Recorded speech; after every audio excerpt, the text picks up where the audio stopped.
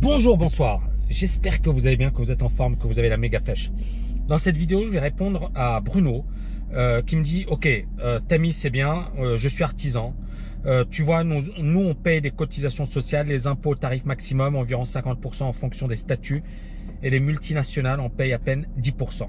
Je veux bien qu'il faut se bouger, mais bon, voilà, là, c'est quasiment impossible. Ok, elle est géniale ta question. Je vais te dire un truc. Le problème de beaucoup de personnes, le problème de beaucoup de personnes, c'est qu'elles considèrent que les injustices sont intolérables et qu'elles se disent, bah, en changeant le système, on va éliminer les injustices à jamais. Et en fait, toute l'histoire, elle s'est basée sur ce mythe. Le mythe selon lequel il suffit de changer de système, pardon, pour changer sa vie. Et on l'a vu un petit peu dans l'histoire, la Révolution française, les différentes révolutions, voilà. À chaque fois qu'on a eu des révolutions, en fait, le peuple s'est soulevé pour dire « Je n'accepte plus ma situation actuelle, je veux mieux, je mérite mieux ». Mais le problème, c'est qu'on a remplacé un régime par un autre. Et les inégalités, finalement, elles ont changé, mais on a toujours eu des inégalités. Et ne me dites pas le contraire. Donc, bien évidemment, ça a évolué. Le système aujourd'hui, il est plus soft qu'avant. Avant, par exemple, il y avait l'esclavagisme, c'était horrible. Avant, il y avait voilà, des tueries, des barbaries, il y avait des massacres, il y en a toujours. Mais dans les pays, entre guillemets, riches ou démocratiques, je mets bien évidemment entre guillemets, puisque tout n'est pas parfait, mais quand même, il y a eu de vraies et de réelles avancées. Mais on a remplacé certaines inégalités par d'autres inégalités. Et le fait est que, quel que soit le système, on n'a jamais réussi à éliminer les inégalités. Prenons le cas par exemple de la Russie. Russie, les gens étaient contre la monarchie. Ils se sont dit, ok, on va créer le communisme. Ouais, on va créer le communisme et on va finalement chasser ces rois, ces gens qui profitent du système et qui mettent le peuple à contribution. Bien évidemment qu'il y a eu des avancées avec le communisme, une certaine égalité, une certaine utopie, etc. Mais après, on a eu des mafias. On a eu des gens qui ont commencé à profiter du système. On a des gens qui effectivement commençaient à avoir une situation bien meilleure que les autres. Et donc c'est là où je dis bonjour à un pote. Hi Salvatore, how are you? How are you? Very good. I think You're back? I am. I'm just taking a video. Okay, so j'ai dit bonjour à un pote, donc la vidéo on l'a arrêté un petit peu. Là on va reprendre. Ok. Le monde est injuste, les amis. Et ce que j'ai envie de dire par rapport à cette dimension, c'est que il y a encore une fois beaucoup de gens qui pensent qu'il suffit de changer de système, il suffit de changer de régime, il suffit de changer, par exemple, je sais pas moi, en France on va dire allez, la gauche, la droite, maintenant on pense extrême droite, extrême gauche. Et en fait les gens tombent toujours dans le même piège, ils sont naïfs. Ils se disent il suffit de changer d'homme politique, de ministre, c'est comme si ça allait changer leur vie.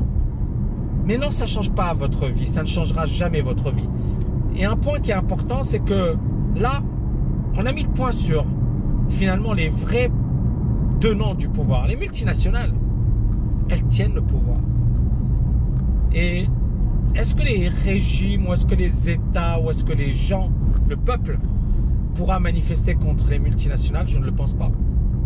Parce que les multinationales ont cette capacité de passer d'un pays à un autre, de mettre la pression. Elles peuvent se permettre effectivement d'avoir des lobbies, d'avoir des avocats, d'avoir des... C'est pas cynique, hein, mais c'est la vérité. C'est-à-dire, voilà, il faut appeler un chat un chat.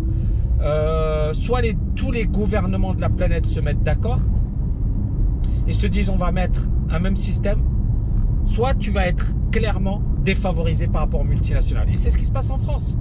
C'est-à-dire là, par exemple, ils ont parlé de taxer les GAFA. Les GAFA, c'est Google, Amazon, Facebook, Apple et compagnie. Ok, super. On va les taxer. Ils disent 3%. Ils disent oui, mais si on les taxe de 5%, ils risquent effectivement de nous mettre pression. Donc au moins 3%, mais ça va nous rapporter beaucoup d'argent. Donc ils présentent ça comme ça va nous rapporter des centaines de millions. Mais toujours est-il qu'ils vont payer 3%. Alors que finalement, un artisan, le pauvre, il va bosser dur, etc. Il va payer 50%. Et ça, je me souviens effectivement, il y a assez longtemps, hein, j'avais lu un bouquin. Et dans ce bouquin, il disait, voilà, il y a le monde Il y a des gens qui sont flexibles. La matière grise, les gars, ils peuvent se déplacer dans n'importe quel endroit de la planète. Et ces gens-là, en fait, ils ont un avantage par rapport aux autres. C'est-à-dire, leur savoir-faire, il est international. Il est global. Et donc, écoute, ok, d'accord, ok, moi, je me déplace. Moi, je vais là, je vais ici, je vais à la Silicon Valley, je vais à Londres, je vais... Regardez combien de Français sont à Londres. Alors, plus de 200 000, hein, c'est l'une des plus grandes villes françaises, Londres. Hein. Pourquoi ils sont à Londres? Pourquoi ils ne restent pas en France? Parce que c'est beaucoup plus intéressant pour eux, sur le plan impôt, sur le plan opportunité, sur le plan carrière, sur le plan mentalité. C'est-à-dire quand tu as un talent, il vaut mieux travailler à Londres que travailler à Paris, quoi. Il n'y a même pas photo. Moi, j'ai travaillé dans les deux villes. Et c'est vrai que voilà, c'est le jour et la nuit, quoi. Les anglo-saxons, notamment Londres, c'est une ville où on s'en fiche de si tu es fils à papa ou si tu as telle relation, ou si est-ce que tu es bon ou pas. C'est ça ce qui m'a plu dans cette ville. C'est vraiment business, quoi. Et j'aime bien ça parce que c'est la méritocratie pour moi. C'est finalement, on juge quelqu'un parce qu'il est bon, pas parce que voilà, il a les cheveux d'une certaine couleur ou il parle d'une certaine manière ou il a évolué dans certains lycées. On s'en fiche de tout ça. Tout ça, c'est du pipeau. Tout ça, c'est du vent. T'es bon, t'es pas bon. C'est comme ça que moi je raisonne. Hein. Moi, je dis pas, voilà. Alors, j'aime les gens bons, j'aime les gens excellents, j'aime les gens qui mouillent la chemise. D'accord? Dans mon équipe, il y a des gens du monde entier. Et voilà, je veux les winners, je veux les meilleurs dans mon équipe. Je veux pas des gens parce qu'il a fait le même lycée que moi. Je m'en fiche si tu as fait le même lycée que moi, ou si tu as le même nom que moi, ou si tu es de la même ville que moi. J'en ai rien à faire, quoi. Parce que c'est pas ça le plus important. T'es bon, t'es pas bon. Tu as des résultats, t'as pas de résultats. Et donc, pour en revenir à ta question, c'est ça le problème des impôts, des taxes. C'est que ça fait fuir les talents. J'en parlais avec un ami récemment. Il me disait, les meilleurs, ils se cassent. Parce que pour eux, c'est pas intéressant. Et finalement, ceux qui n'ont pas le choix, ils restent. Et c'est dommage. Mais on voit bien que, finalement, tout le monde est perdant avec ce système. Mais d'un autre côté, voilà, il y en a qui tirent leur épingle du jeu. Ce seront toujours les multinationales ou les gens qui ont de la matière grise, qui sont flexibles, qui sont capables effectivement de bouger très rapidement. Et ceux qui sont piégés ou qui ont un job dans lequel effectivement ils peuvent pas se développer à l'international, ou ils peuvent pas bouger, ils sont pas assez flexibles, ils resteront coincés. Et ça, c'est une bonne réflexion pour vous, les amis. On est dans un monde aujourd'hui de plus en plus global. On est dans un monde de plus en plus flexible. On est dans un monde où finalement c'est un marché mondial des talents, d'accord? C'est comme, je sais pas moi, le Real Madrid, tu vas avoir des gens du monde entier. Et on va prendre les meilleurs du monde entier et basta, quoi, on se casse pas la tête. Barça, la même chose, on va prendre Messi parce qu'il est... On va prendre Messi parce qu'il est originaire d'Argentine et parce qu'il est excellent, parce que c'est l'un des meilleurs joueurs au monde. Ils s'en fichent que le gars il soit d'Argentine ou d'Ouzbékistan. Ce qu'ils veulent, c'est qu'il marque des buts et qu'il soit bon.